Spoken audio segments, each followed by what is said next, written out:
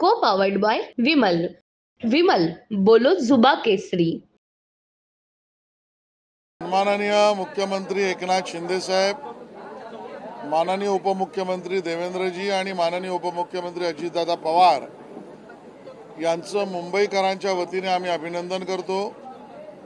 याचं कारण स्पष्ट आहे। मुंबईकरांना मोकळ्या सुशोभित जागांची वणवा आहे आणि या परिस्थितीमध्ये कालच्या मंत्रिमंडळाच्या बैठकीमध्ये मुंबईत जवळजवळ 300 एकर एवढी मोकळ्या जागांची निर्मिती आणि त्याचं सुशोभीकरण कुठलंही व्यावसायिक बांधकाम न करता करण्याचा निर्णय हा राज्य सरकारने घेतला, ज्यामध्ये रेसकोर्सचा 120 एकर आणि कोस्टल रोड निर्माण करताना समुद्राच्या भरावामुळे निर्माण झालेल्या मोकळ्या जागांवर सुद्धा सेंट्रल पार्क टाईप पार्क या 300 एकरवर सेंट्रल पार्क मुंबईत बनणार आहे। हा निर्णय सार्वजनिक घोषित केला, त्याचं मी अभिनंदन करतो।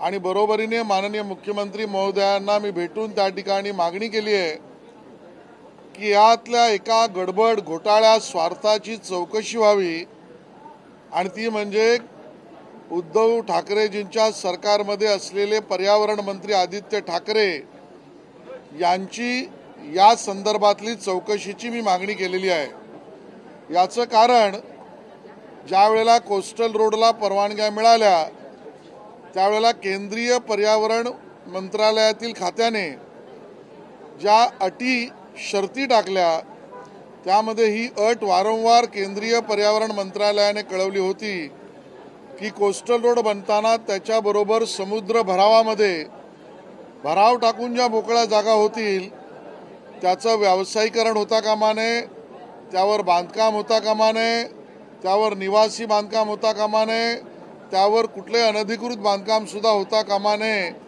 अशी अट लिहून त्या ठिकाणी प्रतिज्ञापत्र राज्य सरकारने द्यावं। पण तत्कालीन उद्धव ठाकरेजींच्या राज्य सरकारने आणि पर्यावरण मंत्र्यांनी केंद्रातल्या पर्यावरण मंत्र्याने मागणी करून सुद्धा या मोकळ्या जागा मुंबईसाठी मोकळ्याच राहतील, त्यावर बांधकाम होणार नाही असं प्रतिज्ञापत्र दिलं नाही। ते न देण्यामागचं कारण काय? त्यामागे काही स्वार्थी हेतू होता का? या कोस्टल रोडच्या अवतीभोवती निर्माण होणाऱ्या मोकळ्या जागांवर काही बिल्डरांना ती जागा देण्याचा घाट होता का? याची चौकशी माननीय मुख्यमंत्र्यांनी करावी अशी मागणी मी त्या ठिकाणी केलेली आहे। आणि पुन्हा एकदा एकनाथजी, देवेंद्रजी, अजितदादा पवार यांनी सार्वजनिकरित्या आता कोस्टल रोडच्या आजूबाजूलाही नाही आणि रेसकोर्सवरही नाही कुठलेही बांधकाम होणार नाही, मुंबईकरांना 300 एकर मोकळा श्वास घेणाऱ्या जागा बहाल केल्याबद्दल धन्यवाद व्यक्त करतो। दुसरं, काल त्या ठिकाणी विधान परिषदेच्या पदवीधर आणि शिक्षकातून निवडणुका झाल्या आणि दोन्ही निवडणुकीमध्ये मतदारांनी मोठ्या प्रमाणात मतदान केलं। पण या ठिकाणी जाणून बुजून याचा उल्लेख करावा लागेल, उबाटा सेनेने पैशाचा धुमाकूळ बांधला होता आणि म्हणून शिक्षकांच्या मधून उमेदवार असलेले अभ्यंकर हे जणू काही भयंकर असल्यासारखे पैसे वाटप करत होते त्यांची लोक, आणि पदवीधरातून उमेदवार असलेले परब जणू काही अरब असल्यासारखे पैसे वाटण्याचे त्यांची लोक काम करत होती। आणि म्हणून पैशाच्या जीवावर मतदारांना विकत घेता येतं या पद्धतीचा धुमाकूळ उबाटा सेनेने त्या ठिकाणी घातला।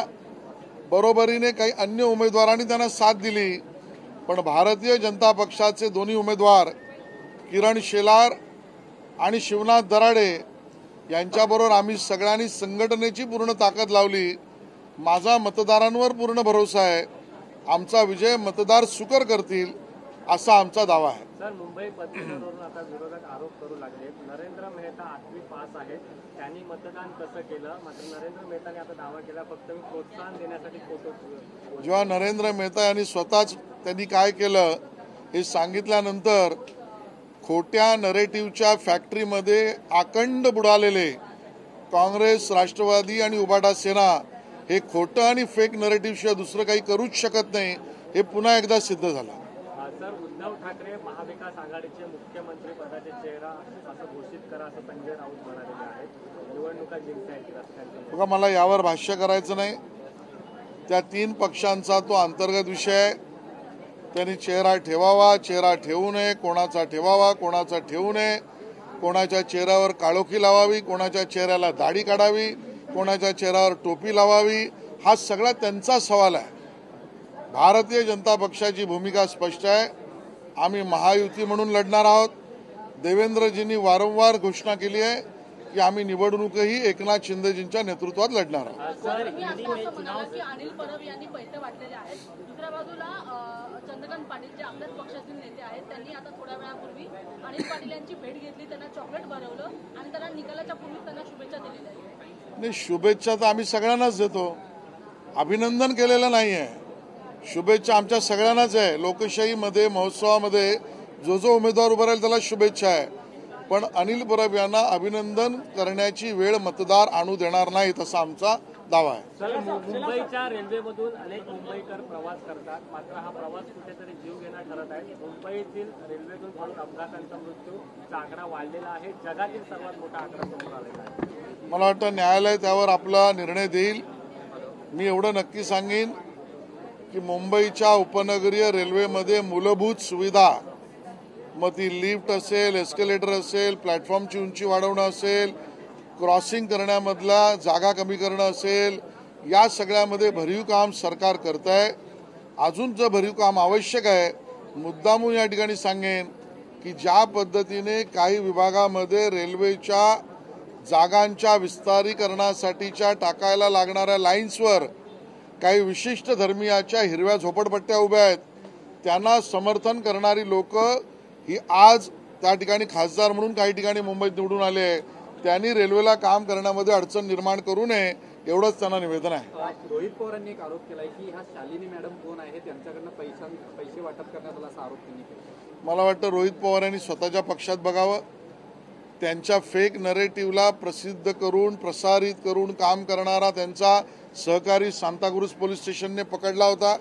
अशा फेक नरेटिव्हमध्ये काम करण्यात ज्यांचे हात दुभावले आहेत त्यांनी दुसऱ्या पक्षात काय चाललंय बघण्यापेक्षा स्वतःच्या जवळच्या लोकांनी केलेल्या फेक नरेटिव्हमधनं झालेले गुन्हे त्यातनं कसं बसता येईल ते बघावं. राज्यात कायदा आणि सुव्यवस्था प्रश्न निर्माण करणारी पुण्यात घटना घडली. बिल्डरने एकाला पेस्तूल लावलेला आहे. याच्यावर विरोधकांनी गृहमंत्र्यांच्या कोणीही बिल्डर असो, कोणीही व्यक्ती असो, त्यांनी जर गुन्हा केला, बंदूक दाखवली आणि तेही शेतकऱ्यांवर दाखवली असेल तर सरकार त्यावर कडक कारवाई करेलच. तो बिल्डर असो, तो कोणाच्याही जवळचा असो, तर त्याच्यावर सरकार कारवाई करेल, याबद्दल कुठलीही शंका मनात बाळगण्याचं कारण नाही. आप लोग कह रहे हैं महायुति एक साथ चुनाव लड़ेगी, लेकिन आपके ही घटक दल है अजित पवार के बाद, वो कह रहे हैं 100 सीटें चाहिए और मुख्यमंत्री भी उन्हीं की पार्टी का होना चाहिए. महायुति में चर्चा और निर्णय एकनाथ शिंदे जी, देवेंद्र जी, अजितदादा पवार, रामदास अठवले जी और हमारे सहकारी पक्ष करेंगे. ये चारों ही वरिष्ठ नेता या अन्य नेता उनके साथ बात करेंगे. उसके सिवा किसी के भी बात पर मैं प्रतिक्रिया नहीं दूंगा, ना किसी ने बात करनी चाहिए. वहीं महाविकास आघाड़ी के बारे में बात करें तो कल जयंत पाटिल ने कहा कि कोई भी ABCD नेता जो है महाविकास आघाड़ी का अपने आप को मुख्यमंत्री प्रोजेक्ट न करे. संजय राउत ने कहा कि उद्धव ठाकरे ही मुख्यमंत्री हैं. देखिए, वो उनका अंदरूनी मामला है. महाराष्ट्र विकास आघाड़ी किसको मुख्यमंत्री पद का दावेदार घोषित करती है, ये उनका अंदरूनी मामला है. वो चेहरा दिखाए या चेहरा न दिखाए, वो चेहरे पर दाढ़ी लगाए या दूसरे के चेहरे पर कालिख लगाए, किसी के चेहरे पर टोपी लगाए, वो उनका अंदरूनी मामला है. उनका पराभव निश्चित है, मैं इतना ही कह सकता हूँ. शाळा सुरू होऊन 15 दिवस झालेले आहेत, पण अजूनही गणवेशाचं वाटप झालं नाही. त्यामुळे सरकार मला याची संपूर्ण माहिती नाही. सर, विरोधकांकडनं एक सातत्यानं आता आरोप केला जातो की कायदा सुव्यवस्थेचा प्रश्न आहे, कुठेही कायद्याची वचक राहिलेली नाहीये. पुण्यामधील प्रकरणांना धरून विरोधकांकडनं आरोप केला जातो. मला वाटतं विरोधकांना त्या ठिकाणी एका संबंधित आरोपीने केलेल्या कुकृत्यावर प्रश्न उपस्थित करून न्याय देण्यापेक्षा राजकारणातच जास्त हित दिसत आहे आणि त्यामुळे ते राजकारणाच्या भूमिकेतून आरोप करतायत. देवेंद्रजी आणि एकनाथजींचं सरकार गुन्हेगारीला वचक बचवण्यासाठीचा सर्वतोपरी प्रयत्नांनी काम करत आहे.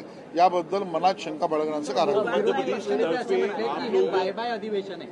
विरोधी पक्षनेते असे म्हटलेले आहेत हे बाय बाय अधिवेशनाने सरकारला, महायुतीच्या सरकारला आम्ही बाय बाय करण्यासाठी आलो. नाही, मुळामध्ये त्यांच्यामध्ये घाईघाई जास्त लागलेली आहे आणि त्या महाराष्ट्र विकास आघाडीमध्ये आपापसात लागलेली घाईघाई, त्यातनं आता ते एकमेकाच्या पक्षावर कुरघोडी करून वेगवेगळ्या निवडणुका लढवण्याच्या दृष्टीने वाटावी अशी विधानं करतायत आणि त्यामुळे महाविकास आघाडी अल्टिमेटली अंतर्गत पक्षांनाच बाय बाय करणार आहे हे चित्र काही महिन्यातच स्पष्ट होईल. मुरबाडचा एक व्हिडिओ समोर आलाय, त्याच्यामध्ये त्या महिलेला, गर्भवती महिला आहे, तिला घेऊन जाताना अँब्युलन्स नाही, तिथं रस्ता आहे, तिला झोळीत घेऊन गेलाय.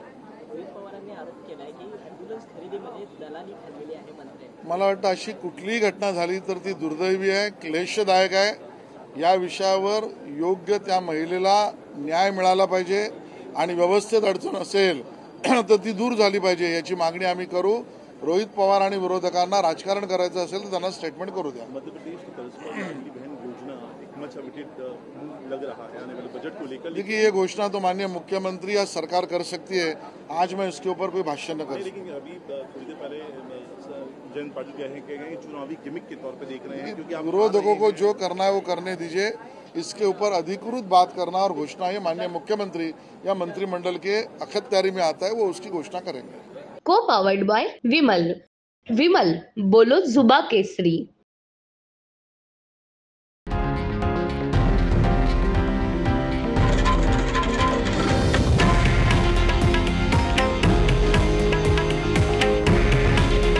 हे आहे देशातील नंबर 1 न्यूज नेटवर्क आणि आपण पाहत आहात TV9 मराठी. काळजी तुमची, हित महाराष्ट्राचं.